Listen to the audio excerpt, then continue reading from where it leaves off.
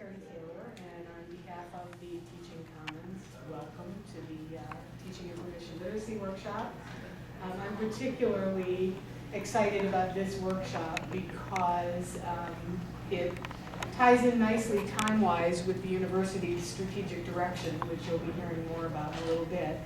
And also because our speakers, Heather Jagman and Dr. Michele Shade, are going to talk about an example of one of the successful collaborations that I think DePaul's teaching environment is particularly good at fostering. So there will be a lot of good information for you there. Part of my job as the MC is to give you also a little spiel about the Teaching and Learning Certificate Program. So how many of you are already participating in the program? Several? Great. Well, I will also keep my remarks short because I want to give our speakers the most time possible. But for those of you who are not yet participating in the program, what it is a workshop-based program that involves 6 workshops over the course of up to 2 years. 2 of those workshops involve an introduction to and use of Digication, the e-portfolio system, which is used throughout the program. It is a really collaborative environment. It allows you to work with materials that help you to think about your teaching, and as well as collaborate with faculty members and peers across the university. Those 2 workshops are then complemented by 4 workshops such as this, but of your choosing. And those provide some of the content and framework around which you can think about your teaching practice. So there is more information about the program on the website, and I encourage you to take a look at it.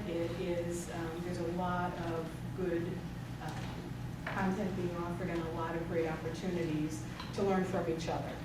So with that, I'm going to turn it over to Heather and Michele, and enjoy the workshop. Thank you all for coming, and sorry about the delay, but I hope you had a chance to enjoy a little bit of lunch.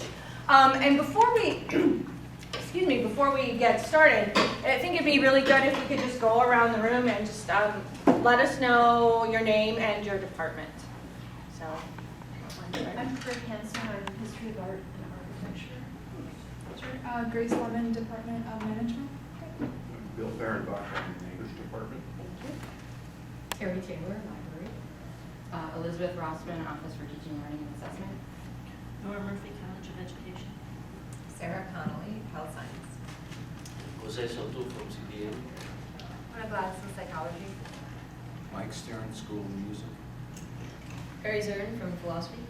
Laura Donnell from Writing American Discourse. great, thank you. Thank you all for coming. So as Terry said, Dr. Shade and I are going to talk about a successful collaboration that we did between the library and the School of Health Sciences, in particular in one of her classes. But I also think this workshop is particularly timely because, of course, just talk a little bit about the new directives from the university, which really aren't new, regarding information literacy.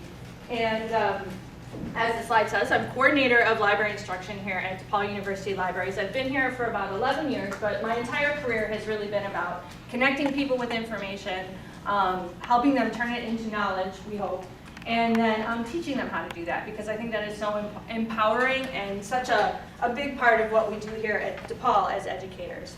And in fact, Vision 2018, it's exactly what it says that we're here to do. In the first objective, focus the entire university community on student learning and success. It's a little hard to see with the light, but it says we're supposed to leverage flexibility in library services and delivery modes to meet changing student needs and information literacy. So I'm going to talk a little bit more about what information literacy means, and then what are those changing student needs. And in fact, the new university learning goals kind of spells out what information literacy is without using that jargony term for it. So one of the outcomes is that DePaul graduates will be able to systematically access, analyze, and evaluate information and ideas from multiple sources in order to identify underlying assumptions and formulate conclusions. So for me as an academic librarian for my entire career, this is what we've been recognizing as information literacy. In fact, that's the definition that I've been working with for the past 15 or 16 years. We want students, really anybody who uses a library, our users, to be able to recognize when information is needed and have the ability to locate, evaluate, use effectively the needed information. So we say recognize when information is needed. DePaul says the reason why we need to do that is to identify underlying assumptions and formulate conclusions. We all hope that it seems like, oh, it's about access, but really this is the critical thinking part of it. So I'm going to talk a little bit more about the history of information literacy. So the earliest reference in the literature that we could find for when there was a mention of information literacy, anybody guess about how long ago we started talking about information literacy?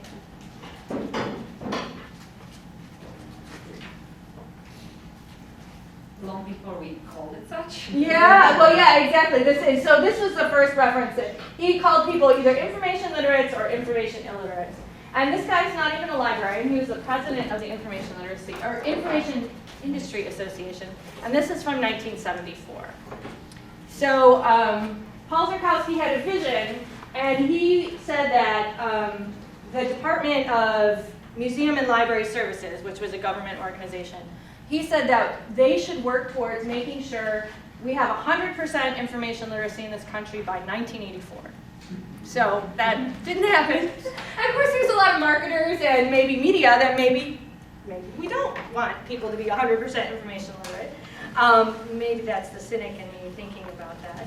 But in about the 80s, late 80s, and then during the 90s, the library world, the American Library Association, and the Association for College and Research Libraries developed these information literacy competency standards for higher education. So that's what I've passed out for you today.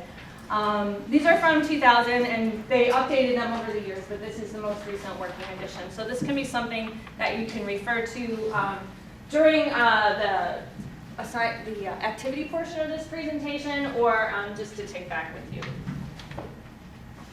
you. So one of the things that I just wanted to read that the Library Association says is that information literacy encompasses more than good information seeking behavior. It incorporates the abilities to recognize when information is needed and then to phrase the questions, gather it ethically once it's retrieved from any kind of media, electronic, human, or print. And so we as librarians don't think that we're 100% responsible for information literacy. We think that the responsibility for helping people become information literate is best shared across the campus, which is clearly indicated in the 20 pages of standards that you have with you today. And ideally, administrators support information literacy goals for their institutions, and course instructors help their students achieve information literacy in their chosen fields because they are the subject matter experts and they know what the students need to be able to know to get their work done. And then librarians and other campus professionals collaborate with course instructors in that effort. So now I'm going to talk a little bit more about the changing student needs in information literacy. And there's been 3 recent studies that I want to bring to your attention, and I've got references to those studies at the end of my slides, and they'll also be on the Teaching Commons website. And the first one is from the Pew Internet and American Life Project. And this study just came out November 1st, 2012. So it's very recent, and it's 115 pages, and I'll admit that I also used the summary to get the information. I have not read the complete report, but it is a study of high school teachers teaching in AP programs or teachers that were trained as part of the National Writing Project. So these are the students that are going to be coming up in the next 4 years that they're talking about. So, and just about all of the instructors that they talked to agreed that the internet there's more information available now. Students also become overwhelmed, but they're also more self-sufficient at this point. And they also agree that it has conditioned students to expect to be able to find information quickly and easily. And I will say that in other reports that we found, and with research we've done here at DePaul, when students can't find what they're looking for because they have been conditioned, like, oh, it's so easy to find this stuff, depending on what your expectations are. When they don't find what they're looking for right away, the problem is not with their search skills. The problem is with, oh, it just doesn't exist. And I think part of that maybe is also a developmental thing, like, well, I am clearly the first person to think of this unique research topic, when no, we actually do have information on this, and sometimes you're not even recognizing what you're seeing as being relevant to your research. So there's still a majority of instructors that think that today's technology make it harder to find credible sources of information. The next study that I'll just give you a brief overview is the Project Information Literacy Group.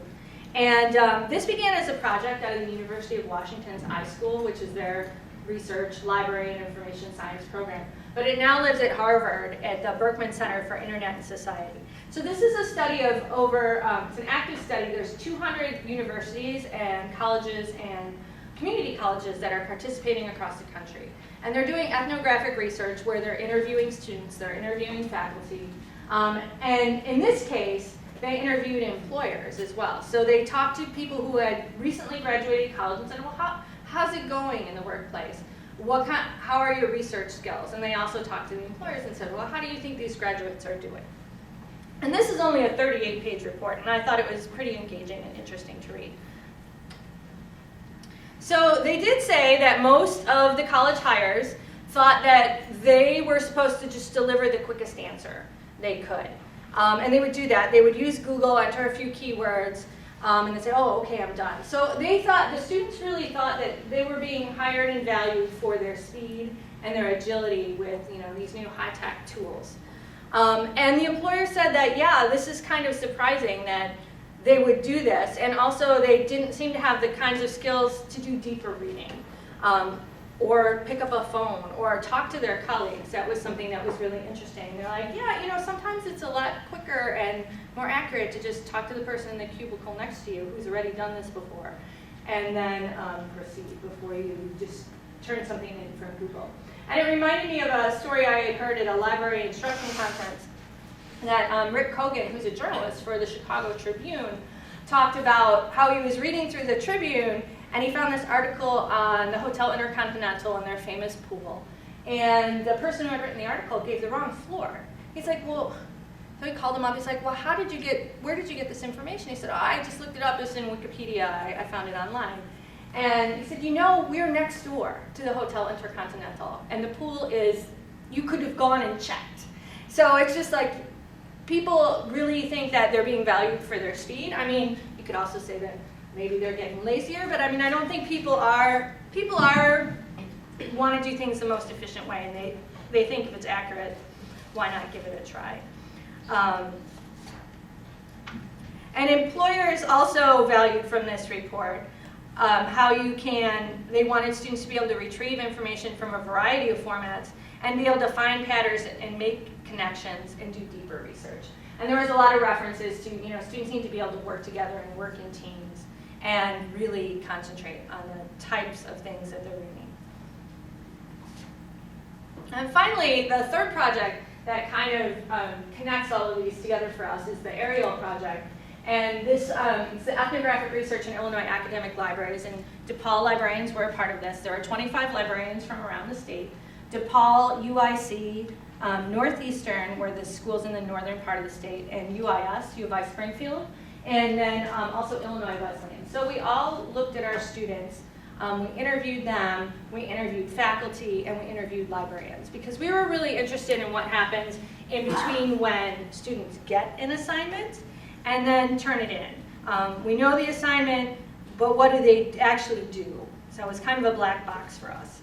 So two of the most enlightening ways that we gathered this information was we did retrospective research process interviews in which we asked the students, think of your last research project, and then had them go through the steps.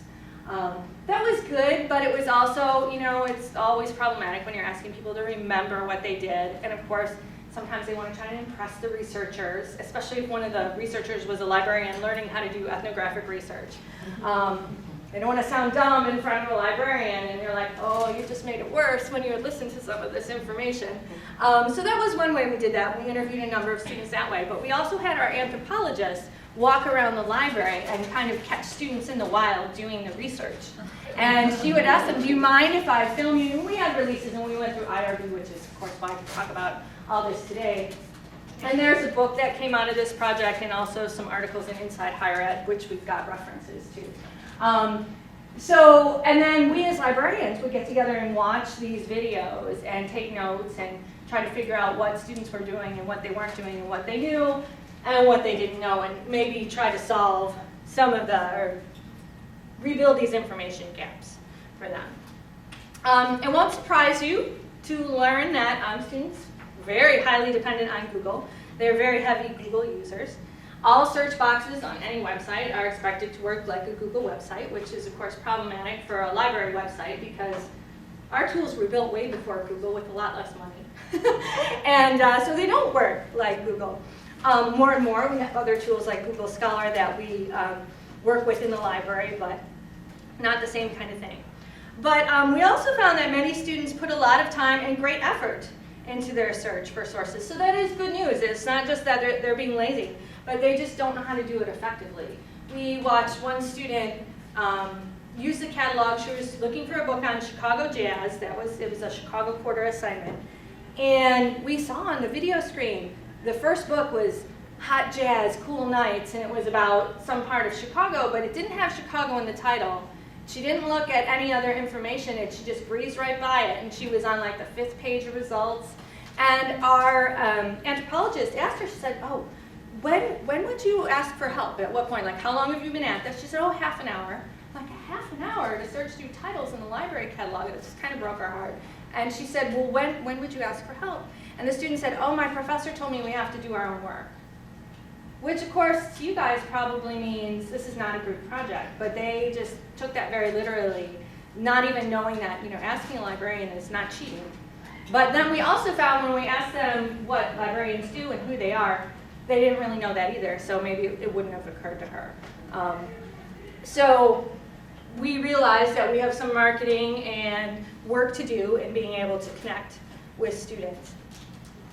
We also learned with regards to the research strategy that when students learn that a tool or strategy worked once, and I think we all do this, they keep trying that strategy again and again, even if it's not the appropriate tool. It's like, oh, I have a hammer, I know how to use a hammer, so I have a shoe, I can pound that nail into the wall with my shoe. We had a student who was a transfer student who we did a research process interview with her, and she said, well, I always use the Harold Washington Community College Library, City College, because that's where I went and I know how to use those tools. It's like, well, we have more appropriate tools for your assignment here, but she was very comfortable with that other website and she knew how to use it.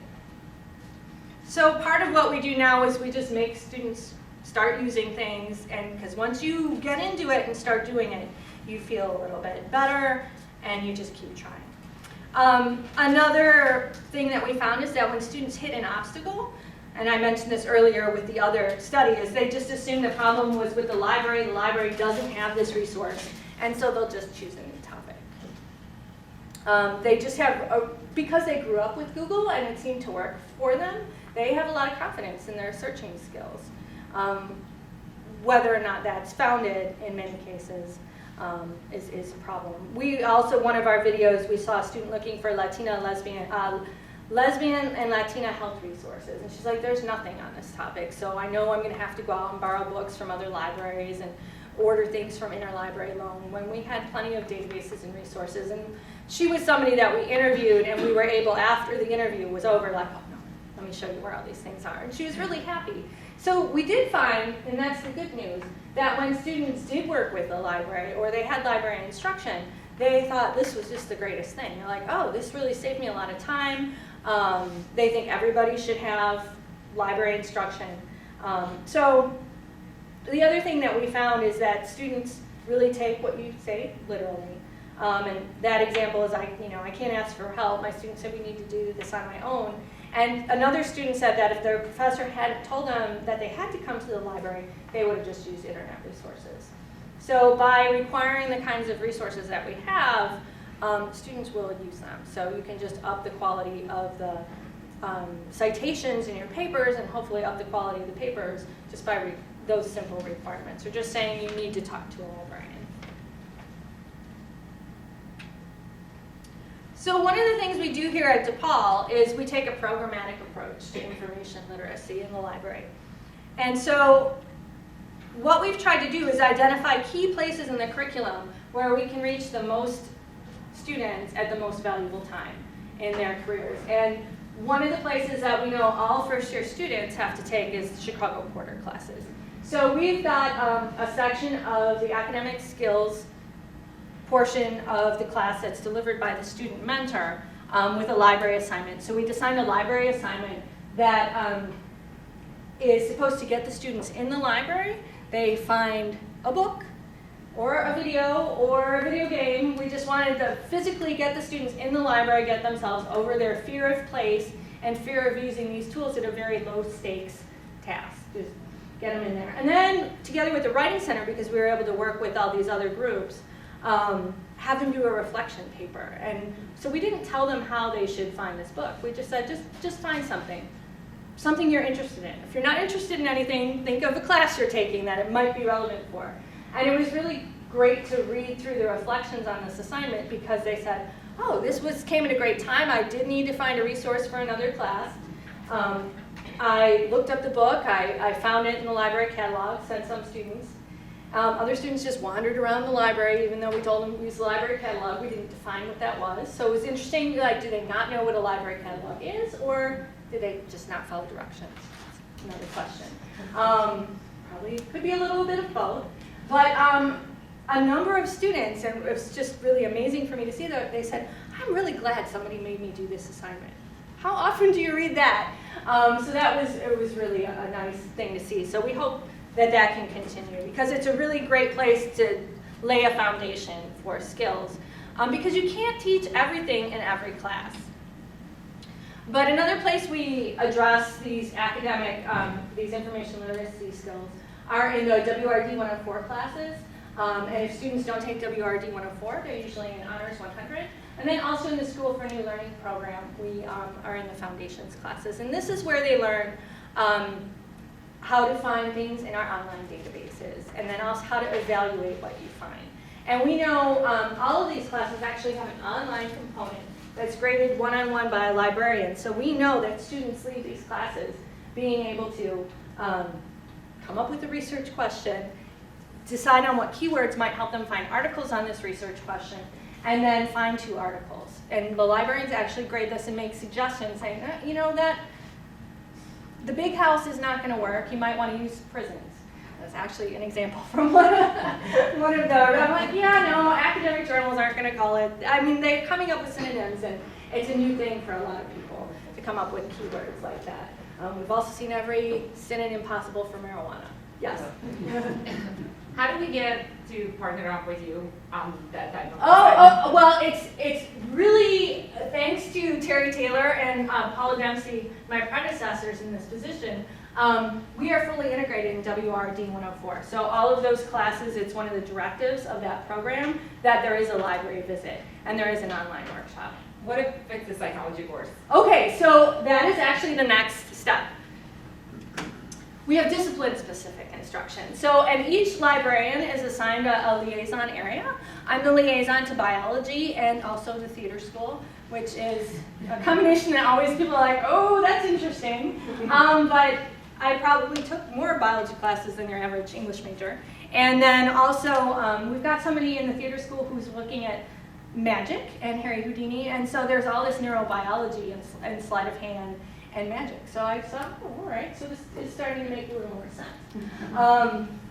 So what we do is we look at classes that specifically are required for the major and require the incorporation of outside research. So that way students aren't, once they are in the discipline, like, oh, I just had a librarian talk to my class again, I don't need this, because again, they're overconfident in their skills. So we don't limit ourselves to just these classes though, but this is really where we try to integrate and we're going to be looking at this even more closely. And not every discipline has a class like Dr. Shade's where it's health research literacy. So that is their specific directive.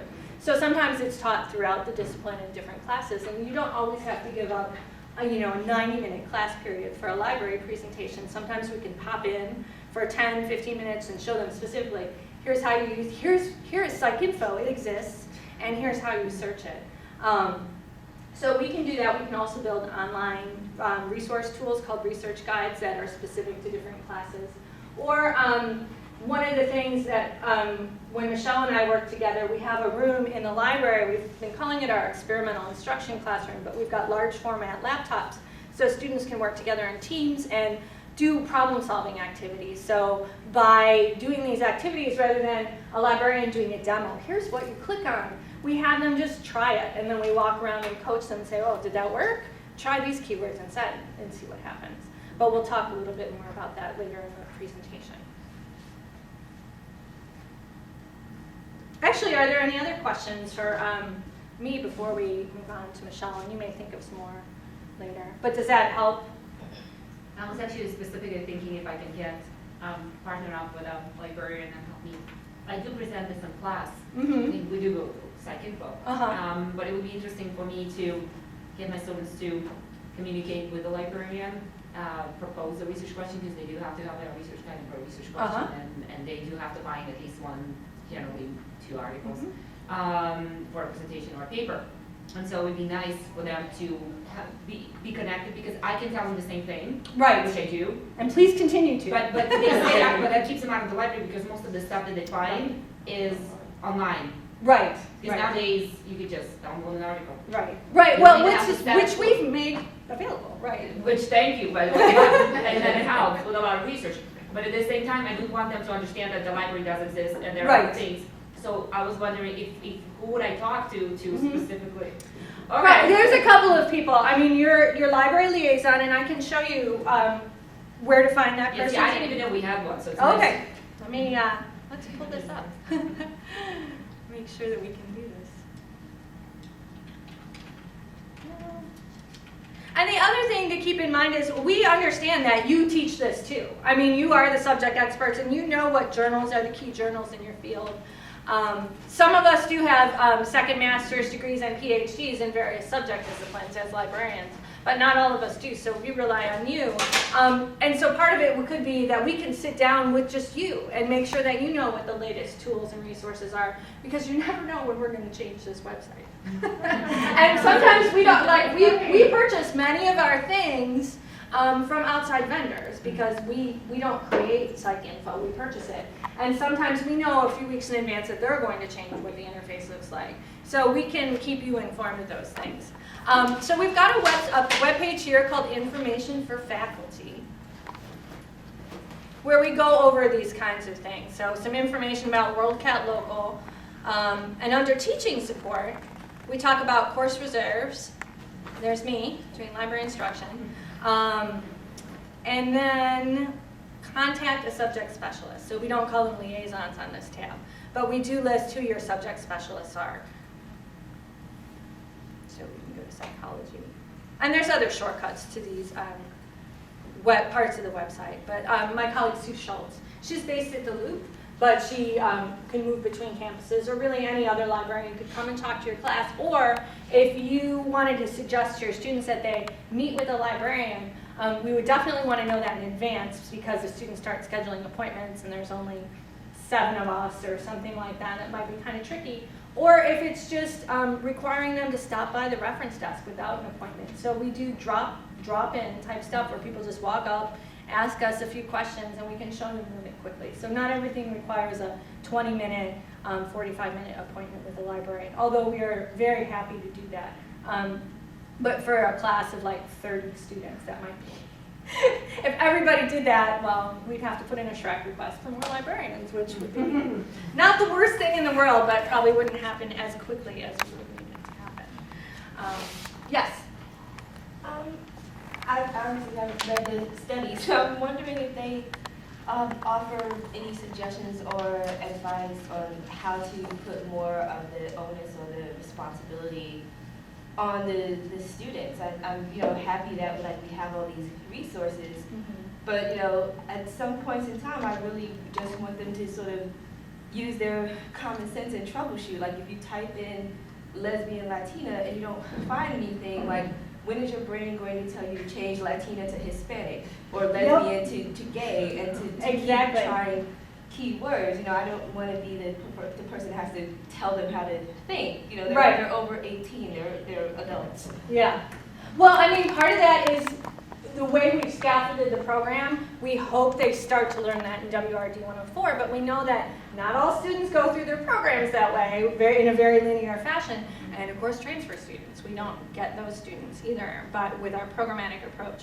We are doing more work with the transfer student programs, with DAP programs and the community college students that are coming in, so we're trying to reach them. But by scaffolding and showing yourself thinking out loud that way, that definitely helps.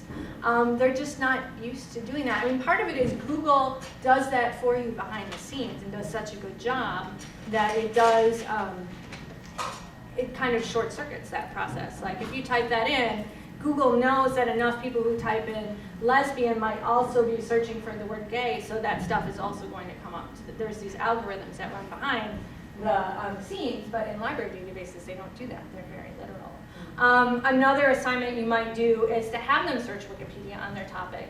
Look at the Wikipedia entry, like what other words describe your topic that you didn't use? So just kind of scaffolding it that way. I mean, yeah, they're not. It's like, we expect them to be able to do this, but to try and build those steps in for them. Even the card catalog has alternative search terms. That's So one if thing. you just get people to look at the card Right. catalog information. Right, and that's one of the things that I always teach is when you do a search, okay, so Chicago Jazz wasn't in the title of your book. And I've taken to calling them subject tags instead of subject headings because tags is more relevant and they understand what that is. And like, okay, look at the other tags that they use to describe this. Now you can use those words to expand your vocabulary. Yes? But I actually noticed, even if you maybe answer a little bit of your question, I do go through that as an example in class, and in hopes that everyone's in class at the time. And when I tell them, well, this is how you go to the library website, this is how you find psychic info, et cetera, et cetera. And then I do say, well, let's look for substance abuse. What else can we say? Well, we could say alcohol. I'm interested in alcohol, drugs. I'm interested in drugs, what type of drugs? Youth, or is it teenagers? All kinds of those things. So, and then of course you're hoping that everyone's listening. So instead of telling them that and then send them home in hopes that they will follow through with that, I sometimes sign them up for sign out one of the rooms, and then sit them at a computer and say, okay, now start your search. And then if then they have the chance of, first of all, they're forced to do it. You don't know what they're doing at home. They may be using just Google Scholar. Most of them probably do. And then they have to do it, and then when they get stuck, they can say, okay, I'm stuck, I haven't found anything. And you were there to say, okay, well, let's try it. So I think that's helpful because you were there with them. I have no idea what they're doing at home. And so I think maybe one of the things is you have them in a controlled environment. So one of the labs and say like SAC or something. And we can come and help. And I was gonna say, so would it be too much if I were to get somebody to come? No, we can definitely help with excellent. that and wander around and help students in that That would be same great. way, for sure. That was gonna be my question. Yeah, I mean, and it really helps. One of the things that we require when we do library instruction, but we understand that exceptions have to be made, is we really want the faculty to be present because it really reinforces not only the subject expertise, but the fact that you guys think this is valuable, and then also that this is hard. I think that's something that we think, oh, well, we just know how to do this, but the knowledge that we have and the alternate terms that we use, we've gotten that over the years. It's not second nature if you haven't ever had to do it before. So with that, we'll talk a little bit more about how Michelle's incorporated this into her classes. And we still haven't, I'll check and see if we can get a speaker. And Are you okay with that? I'm okay with All that. right. It's fine. Thank you, though. Give me 1 second here.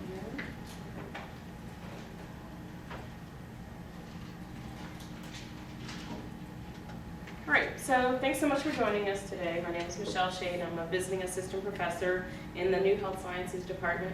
I'll tell you a little bit more about our department and the work that we do in our class, but I'm going to give you an example specifically from our Health 202 course, which is Health Research Literacy, and we like to think of that as a branch or an offshoot of information literacy. I know not many of you are in health research or research-related areas or scientific areas, but you'll use this as an example of the work that we do and you can perhaps do in your own classrooms. So why is it important that we teach our students information literacy anyway? What are your ideas? Yes? So they can explore on their own. Okay. What else? So they can judge the quality of the information, critically think about what they're getting. There's so much information and not everybody's, is validated, not everything is validated, not everything is truthful. Exactly, right? So we talk about there's a lot of information out there, right? There's a lot of scientific claims, a lot of evidence claims, but is what they're putting out there really valid? Do we know what we're looking at when we see it? So we hear all the time, you drink a couple of glasses of wine, it reduces your glucose, you have better blood pressure, reduces heart disease, all these great things. So does that mean we need to down a bunch of glasses of wine every day? No, so not necessarily. What is the data? Everybody's going, yes. No. We have to look at the data, right? We have to understand what exactly it's telling us. But we see these claims, we see it in Glamour magazine, we hear a snippet on the radio, we see something on the nightly news making these claims, and we don't take the time to really look at what's the information and the data behind it.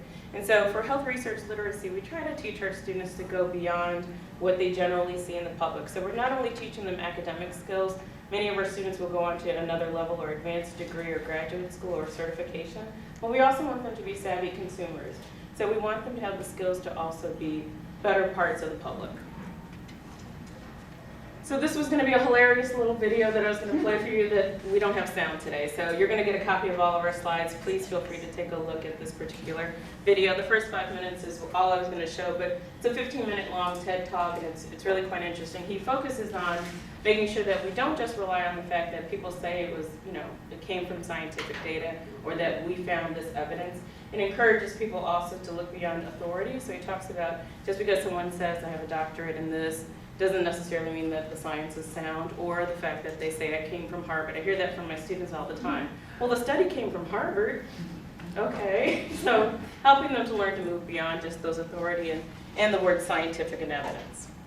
So Health 202 is one of our required courses in the Health Sciences department. We're a little over a year old. We are preparing our students broadly to go on to fields of health science. So some of our students have a traditional biology background and will go on to med school, dentistry, nursing. Other students will focus on healthcare practice and policy and move on to a master's in public health or psychology or become a physician's assistant or physical therapist. So broad health science careers is what we're preparing them for. So this is a description of our course, Health Research Literacy, where we're preparing them again to go beyond the general public's knowledge about health research, but also making sure that they are able to understand the research that they're reading. So here are our learning objectives. One, we want them to be able to find the right kind of literature for their particular area of study or topic or field. We want them to understand the structure. So what does a typical scholarly article look like? What is included in the methods? What does a table generally include? What does the discussion mean? What are the limitations when they talk about it? How do they address human participation or animals in our research? The ethical and cultural choices. So we ask them to think about you as a researcher. You come with your own ethical background, your own cultural background, your own ideas, own perspective. How does that influence your research? It influences the way you come up with a question, right? It influences how you recruit people. It therefore influences your data, your analysis, and also the dissemination of that data. And then finally, or not finally, but also including how that information affects the population that you're studying. I always emphasize to our students, we don't do research for the sake of research. Some do, but generally we don't do research just to do research. We do it to improve the lives of people and communities, right? So we emphasize that, and then finally, what are the general standards and practices in our field? So what is common practice? What are the common policies? What's the common behavior for your particular field? So just to connect back to, and actually bring to your minds some of the rubric that Heather spoke about in terms of information literacy, and then I'll map it back to our own learning objectives for 202. So the rubric talks about understanding and determining the extent of the information that you need, looking at how to access that information, how you evaluate it, how to use it, and then again, speaking to the ethical and legal components of that work. So just to connect back to our learning objectives, and I want to point out that not necessarily all of the rubric will match back with any learning objectives you have for your course or every single activity. And so here I just kind of point out some of the ones that do connect for us for Health 202. One, finding relates to accessing the information. Understanding the structure speaks to evaluating the information that they're looking at. And then finally, we talk about ethics in both components, right? The rubric talks about ethical and legal issues. We also ask our students to compare and think about the cultural and ethical issues that influence their research. So I'm going to walk you through just our history of the collaboration with the library, and Heather, please jump in here to fill in some blanks here. But just to walk you through how our course started and how we came up to where we are in this autumn quarter. So back in winter 2012 was the first time we offered Health 202, and so the main instructor for the course was an ethicist. So we kind of teach from our areas of strength, right? So she taught from a very ethical background, which was fine and wonderful, but didn't focus as much as we wanted on health research literacy. So as we moved on, and also Heather tried to get us to come to the library. I saw the name of this class and I said, oh, the library needs to help with this. Right. We never quite made it in winter, but we made it in spring to the library finally. The end product for spring 2012 was that they were going to write a research proposal, 5 to 7 page paper, come up with a research topic. We're going to visit the library. You're going to leave that day with some citations and an image for your poster session. So the end product was a presentation and a poster session. So really ambitious, right? To come up with a research proposal in 5 to 7 pages in 10 weeks, get all of this information into a poster session. So it wasn't quite still where we wanted it to be, but we're leaning towards the right direction in terms of helping them learn how to find the research that makes sense for a particular research topic. If you've taught spring and summer, you know they kind of roll right into each other. So we rolled right into summer with the same kind of format, even though we knew that we needed to do some reworking of it, but we did the same thing over the summer. And then finally, when it came to this autumn quarter, we had a bit more time to think about and plan, begin to prepare for a better and different idea of how we're going to teach health research literacy. So Sarah actually is one of our other instructors for Health 202, so if you also want to jump in, please do. She says no. But what we do now is we prepare them throughout the quarter for the end product, which is going to be a presentation where they take a popular media piece, like from Glamour magazine, that refers to a particular article, and they find that scholarly article and they compare them.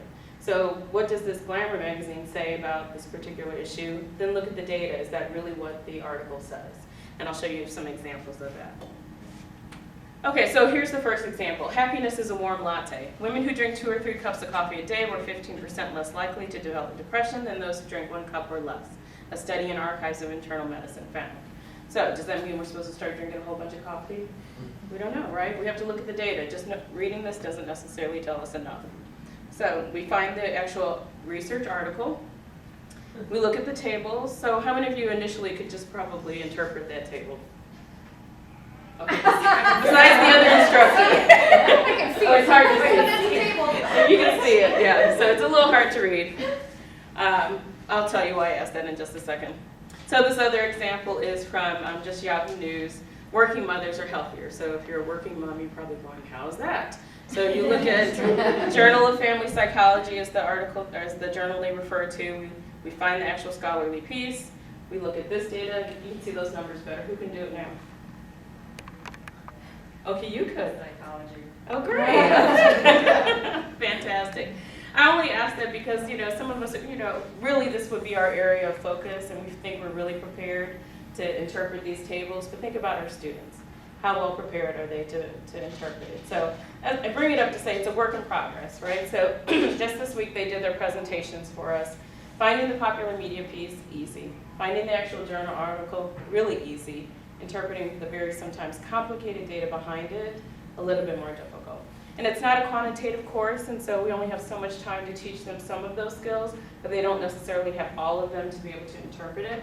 And so I'm just being very honest with you that it's a work in progress. It's a really good idea that we're still trying to figure out how to prepare them to interpret all of the information they might come across. Can I jump in? Yeah, really please. quick? So the thing that we did in class is we kind of warmed them up with 3 popular news stories. I asked the class if anybody had heard about the story that organic food isn't necessarily as healthy as people have thought, and it was this study where they went back and looked at other studies, and a couple students had heard of it, and one's like, I said, well, where did you hear it? Because I heard it on NPR because, I'm a librarian, that's what I do at home in the morning while lifting weights or whatever I do.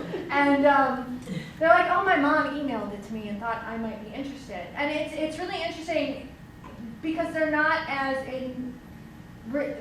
so engrossed in popular media as I think we all sometimes think they are. They're not always listening to the radio now because they don't listen to broadcast radio so much.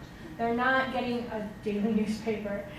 They're not even reading like Glamour. Sometimes I've asked a number of classes, they're not reading popular magazines as much. Yeah, Yahoo News, a lot of the stories that they brought in were from Yahoo News, Fox News, Facebook. yeah, and things that get forwarded around, or people that see stories like that. So, yeah. So then we were able to use those popular examples to look at, to find that study and talk about what do you need to be able to find that study. You need to recognize the name of a journal. One of the things was published in a journal, another was a white paper from a medical association out of Australia. So we were able to talk about the different kinds of scholarly communication and publication as part of that class. And also how to find things on the library website too, rather than just Google Scholar. Did you have a question? I did have a question. So I'm in the business school, and what I find oftentimes is that for my research, I have to be well versed in this kind of research. Mm-hmm. But for my students, there's a disconnect because they don't think that this really has anything to do with business, and two, I'm not sure how useful it would be to introduce them to all this statistical stuff in order for them to evaluate a study properly. So my question is where do you draw the line in spending class time on teaching this kind of basic research stuff? Like, is there a tipping point?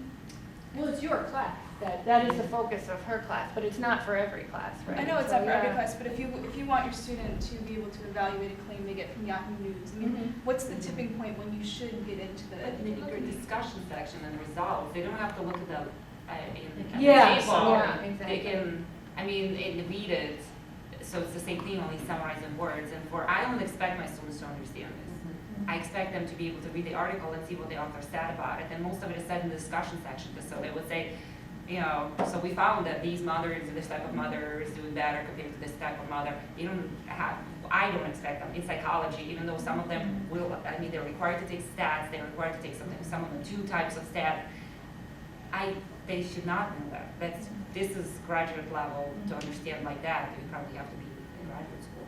But beginning to talk about assumptions and things like that is really useful. Yeah, I was kind of wondering the same thing that you were. My classes are on television, so they have to packages, do research, and then come up with a subject matter and produce a show. Obviously, the only thing they want to do is produce the show. They don't really want to go through the research and all that.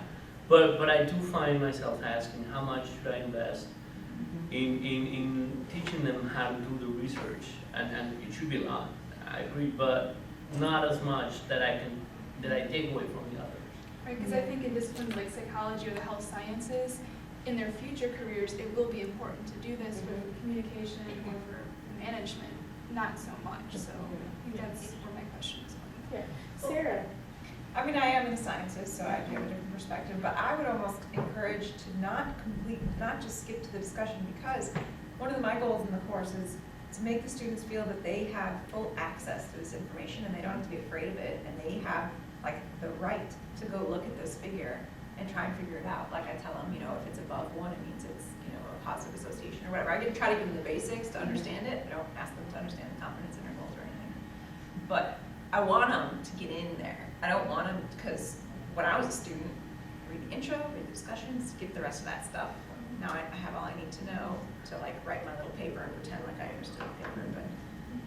But only you know what's applicable for your class. But I would advise that in an academic institution, we should try to get them to actually at least touch the real data. But some of them have not even taken into the stats. Looking at that, they're going to say, this is an alien language. I agree with you. But they know that 2 is more than 0.3. Yes, but they wouldn't know where to look for that too. And I have 40 students in my class. There's no way I'm going to be able to. So I don't know. I'm torn. I kind of understand how far do you go, and even if they can find it. First of all, even if they question it, I'm already happy. If they question that quote in Glamour or whatever magazine, I'm already happy. At least they're not going, oh my God, I'm gonna go drink more coffee. That's already a plus. But then being able to find a scientific article and at least read what the authors say, even if it's summary. I mean, I agree with you. This will be ideal. But even if they're doing it, I just don't think I can expect it at that level. I don't know, we've read 9 scientific articles in this class. They're all What year are undergraduates. They're supposed to be freshman, sophomore. There are some older students in there because we're a new program. They, in my opinion, they have impressed me and they have risen to the challenge. I tell them to do one figure in the paper, the money figure, like the figure that is the reason that the paper exists. So I don't have to go through all the figures, you know. But one figure, they can figure out one figure. I mean, with your help. I'm not a psychologist, so it's harder. I don't know. So what were you going to say? I was going to say, I see this as being beneficial to what I'll do in the future, only in the sense that Yahoo and Facebook and all the bits of information people get that have credentials, like the organic thing, or like the one I pulled up for my kid who wasn't sleeping, she's 12, and I said you have to sleep to grow growth hormone, you know what I mean? Just like, because she wouldn't sleep. I mean, it was just a bit of information that I could get immediately at my fingers. And so even if they can't read the table, like when I teach my multiculturalism class, people are bombarded with the education, diversity, and all these little bits. To have them look at an original source and go find the original source and summarize and compare the two, that alone is pretty beneficial. And will be beneficial for me. Because in my class I'll be doing a lot, and the goal of the class is not to teach this research, the goal is to writing. And so if they can even just go to the library, find the original source, you know, or some original sources are contrary data even, and compare and write something on it, that's beneficial. So the summaries and stuff for that kind of class is good, I think. I think with the schools, we're trying to promote information literacy. I think it might be a good thing for the school in general to have required courses in statistics. So later on, maybe not now, it might not mean that much, but maybe in 10 or 15 years when they're trying to sift through all this information on their own, it might be helpful for them to be able to read a chart like that, or else just have a rough idea of what it means. It's just my thoughts on it. Is there statistics in LSP 121, quantitative and technical reasoning? Is it there any required? That's a required course. It's required, I don't know if I mean, if there's some little component of statistics. I know they do work with Excel, but what they Right, in Excel. I just don't know. Yeah. So to answer your question, as you see, there's no easy answer. So in terms of a tipping point, it's a work in progress for us. So we just did our presentations this past week. Part of the difficulty is as Dr. Connolly mentioned, we selected articles that we would assign, and I'll actually talk about that next. So to prepare them, or hope to prepare them for that end product, is an in-class analysis worksheet where we talk about different research methodologies across the quarter. And then we have them, so they come to class, we break it up into 3 chunks, 30 minutes of a lecture about a particular methodology, like a cross-sectional study cohort, case control, that kind of thing. Before they come to class, they're assigned an article from us that they are supposed to read. They come to class, they break into small groups, and they fill out this worksheet where we ask them, what's the hypothesis? How did they recruit people? What's the purpose? What was some of the limitations mentioned in the study? So they're learning how to kind of dissect a particular article. But we're very careful about the articles that we select. The issue with the assignment is that they're picking any popular media piece, they find the article, but we have no control over what that end article looks like, right? So it can be very, very complicated, or it could be really easy to interpret. They have skills around statistics all over the map, and so while it's not the initial focus of our course, we try to prepare them in the lecture about here's what an odds ratio looks like, here's how you might calculate it, here's a relative risk. But it's a short lecture about it, so it's not really a stats course. We don't prepare them to be able to interpret all of it, but we do try to give them some baseline skills around that topic. Okay, so this is what the in-class analysis worksheet looks like. We split them into final groups and they work on them during each class period. Here are some of the questions. I just mentioned these to you. As Dr. Connolly mentioned, we asked them to interpret at least one of the tables or graphs, and they tend to go to, well, Dr. Connolly asked for the money one, they often go to the easy one. So we asked them to do the tables and graphs that they can really try to interpret with whatever statistical skills they have at that point. Okay, so just to kind of connect it back to you, why we brought this to you today, we believe that you're doing some of these things already in your classes, right? So even if it's not an entire course like Health 202 around health research literacy, you're probably doing it in some of your activities, some of your course objectives, or a project or an end product for your course. So if you haven't already, begin to think about an assignment in your course and think about how we might map it back towards some information literacy standards. And you're going to actually practice that in just a moment. So begin to think of an assignment. We tend to do the same assignments over and over again, right? Quarter to quarter. I teach this class, I'm going to do this assignment every time. So think about an assignment that you're already doing and think about how we might map that back to some of those information literacy standards. So you're going to work by yourself to think about that. I think we've already passed out, or you took one of the blank rubrics. So it's going to ask you to write down whatever that activity is, and then you're going to think about what's the outcome. What is it that you're trying to plan and hope for them to have at the end of that particular activity related to information literacy? And you can take this home later and continue to work and practice with it. But think about an assignment, see if you can map it, come up with an outcome that you're thinking about, and then talk about it with your neighbor, and then we're going to report back to the group. Yeah? And what if it's not an assignment that spans across? Can we just use that? Oh, yeah, this is for you, so it's, yeah, absolutely. It doesn't have to be about numbers either. I was gonna ask, is, pictures? Absolutely, yeah, information literacy, I mean, it's definitely for Dr. Shade's class, it's about data and understanding data, but for the humanities, it's not always about that, or even social science. It's about understanding how to find key researchers in the field and how they put that together, so. And challenging assumptions. And challenging assumptions, yeah. So a big part of it is also critical thinking. And so we'll kind of walk around, let us know if you're struggling a little bit with